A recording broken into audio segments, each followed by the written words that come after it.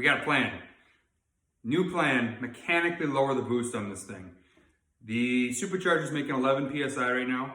And if you switch the top pulley and move it to the bottom and the bottom pulley to the top, it'll half the boost. It'll cut the supercharger RPM in half.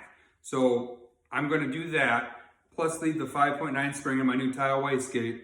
And if you compound that, 13 to 14 PSI boost, which is absolutely perfect for my minimum amount of boost. I can run 91 on that all day with this low compression. And then I can up the boost from there with the turbo through my boost control solenoid and duty cycle.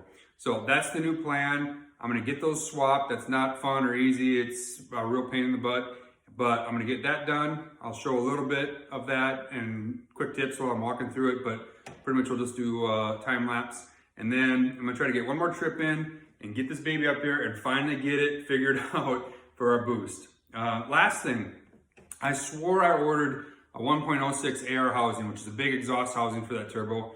I looked at the receipt, and it's actually a 0.82. So that's actually a really small, responsive housing. So theoretically, giving away 5 off the supercharger in favor of a faster spooling turbo in the back, and I think is gonna be a good trade-off.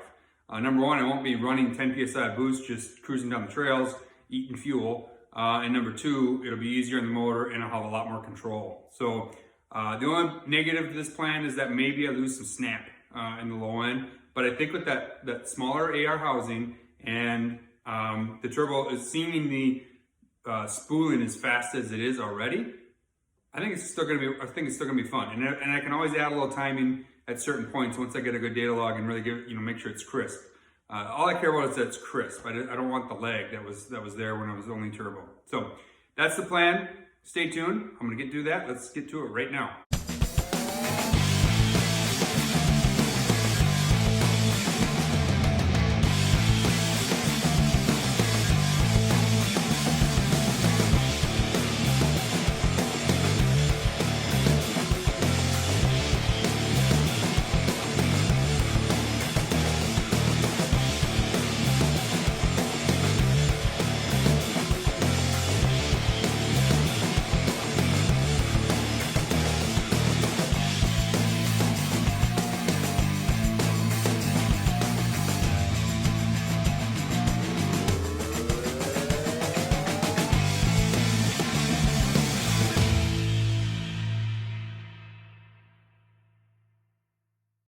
Just another little trick.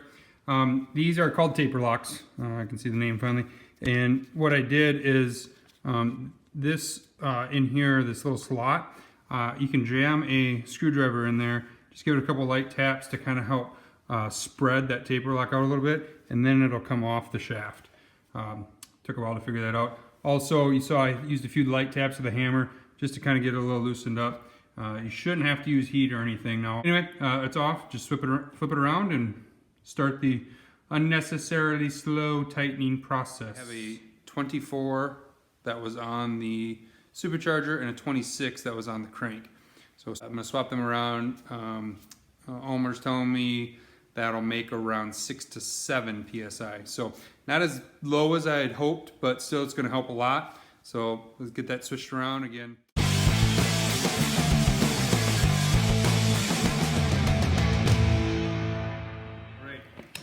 Literally, probably after an hour, I finally figured out the pulleys.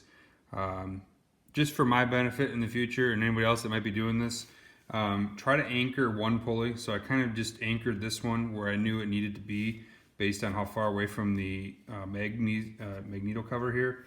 So I kind of just set him, and then I moved this one back and forth, and I used a little Sharpie, and I just kind of made a mark of where it was when it was, too far in or too far out as kind of a reference. And I mean, you're really moving that, probably a 32nd of an inch in or out. And then when you tighten the set screws, the pulley just comes out. And I finally got it. The way you tell, you really can't go this way because this idler is in the way. So you have to go above this one, and you really need to put 2 fingers on. You're kind of trying to push against the 2 rings of the pulley of each one. So you kind of push it here, and you kind of push it here, and then you rock back and forth. So right now, when I got down here, I'm pushing, it's hitting this pulley. And then I come up here and I do the same thing. I put 2 equal points on each side, and then I just kind of swing. I gotta be outside of this, so I gotta be on that side. And I just kind of swing down, and I can hear it hitting that pulley. That's as good as you're gonna get it. Just don't want belt troubles with these belts given loose. It takes time, effort, and patience, but you can get it. And once it's there, I've found them to be extremely reliable. Last step of the puzzle, once you got your pulleys aligned, then you're going to pull one of these out, put red Loctite on it, put it back in, do the same for the other one, put it back in, and then tighten both to 54 inch-pounds. And MPI was always very specific. They wanted you to have a good torque wrench. So I did get a nicer inch-pound torque wrench. So that's it. Button it up, put the oil tank back in, and this project is done. I'm excited to see if this will help with our boost control issues.